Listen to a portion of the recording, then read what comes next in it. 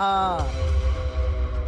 মা মা বাবা, তুমি কি মাকে দেখেছো? না বাবা, আমি তোর মাকে কোথাও দেখি নাই। আচ্ছা। আরে রক্ত। কিছু না বাবা, এখানে ছাগলের চামড়া। আচ্ছা।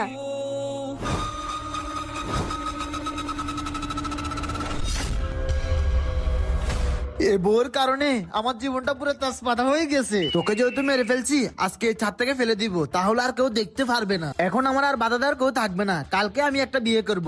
হা হা হা হা।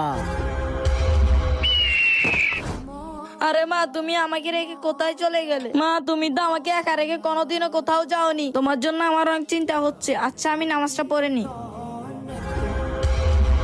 তুই যতই নামাজ পড়স না কেন, তোর মার কখনো ফিরে আসবে না। হা হা হা। চন্দু, হে আল্লাহ, আমার মা যেখানে থাকে যেন সুস্থ থাকে। আরে বাবা, কি হয়েছে? আমি তো এখানে। আরে মা, তুমি কোথায় চলে গেলে? তোমার জন্য আমার অনেক টেনশন হতেছে। বাবা, আমার কিছু হয় নাই।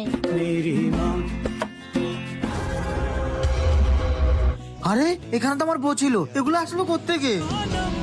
নামাজ ব্যক্তিকে আল্লাহ তাআলা কখনো নিরাশ করে না। বন্ধুরা, তোমাদের ধর্মের নাম কি? কমেন্ট বক্সে বলে যাও।